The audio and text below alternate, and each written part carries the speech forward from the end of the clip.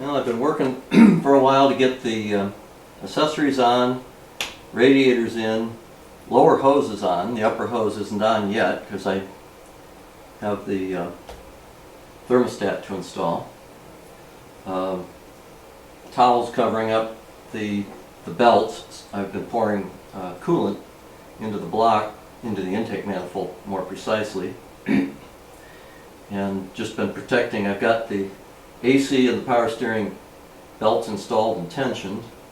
I still need to do the alternator and the air pump, but I'm holding that so I get a little more working room over here. I probably could have filled all the way through the radiator and just let it vent through the heater, through this heater loop hose. Actually, it's the hose that feeds the plenum, but also ultimately connects into the heater core. But I just don't, I want to make sure I get as many air bubbles out as I can in the casting, and it seemed that loading it this way and letting it feed back into the radiator, and then I'll fill the radiator when I get, once I get that buttoned up, I'll fill the cooling system the rest of the way. I'll fill the hoses and try to bleed as much air as I can manually so that it's ready to go for the first start.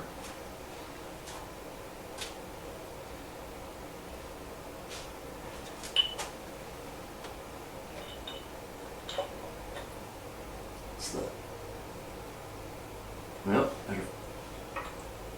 better do it right here, Dan. Where's the thermostat? I had it sitting here just a minute ago. Won't do any good to install that without the thermostat.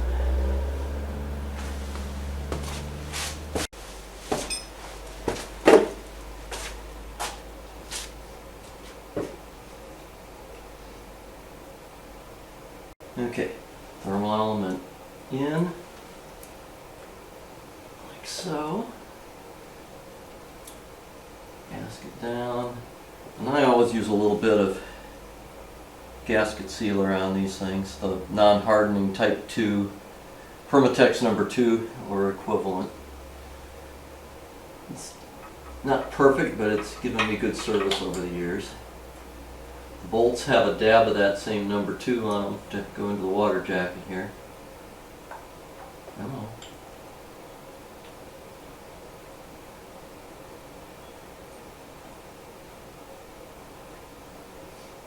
And the reason I had a towel up over the front is to protect the belts. The rubber in most belts is not compatible with coolant. And again, I'll go back to my days in the auto business, auto engineering.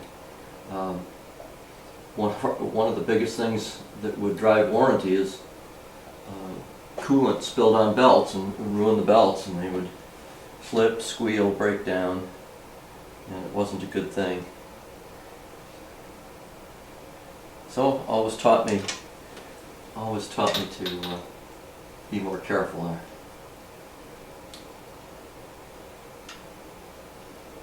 If you do happen to spill coolant on them, you just want to get it off as quickly as you can before it damages the belt.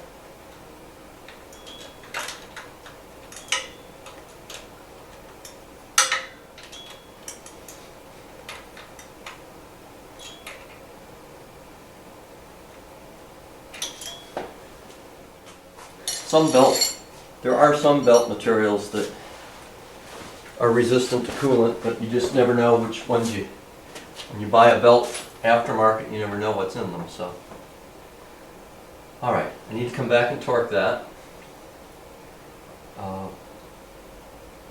It's just about time to do an engine prime.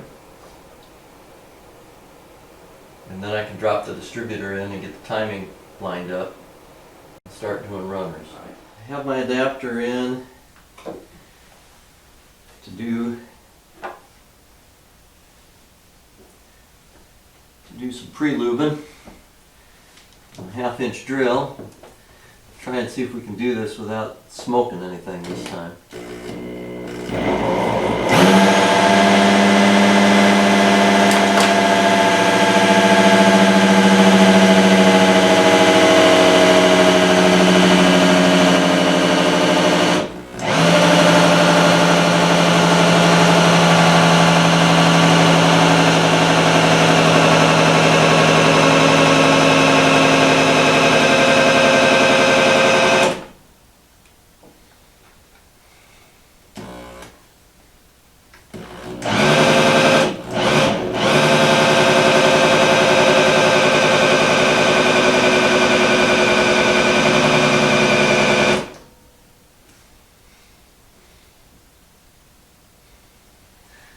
to just do this in short stints so as to not overheat my drill again.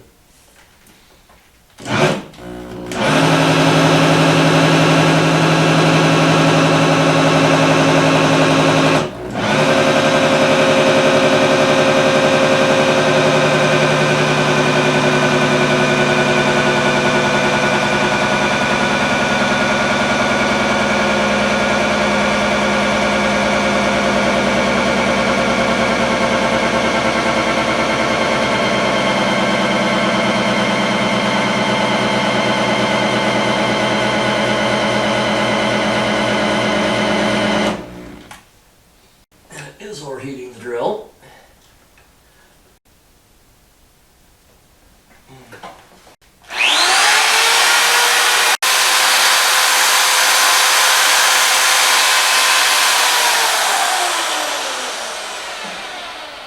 Let's go ahead and take a second run at it here and see if we can get a little more.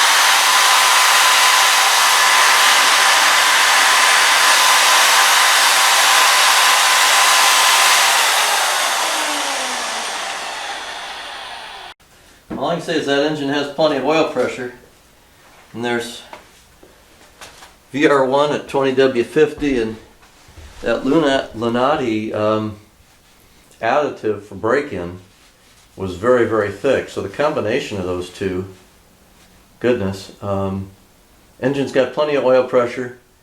I would guess, you know, I probably got 2 or 3 minutes of pressurized pre-lubing. That ought to get oil everywhere it needs to go, because it's the second time I had done it before I put the engine in the car. So we ought to have oil through pretty doggone well for start.